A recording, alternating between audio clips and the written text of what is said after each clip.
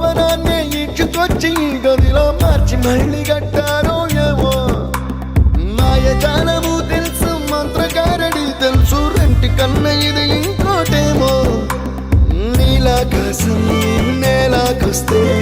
ఇట్టాగే ఉంటాదో ఏమో ఈ సంతోషం దాచాలంటే హృదయాలు ఓ వంద కావాలేమో ఇంతందంగా ఉంటుందా ఈ లోకం ఇన్నాళ్ళు ఈ మనసుకి తెలియాలే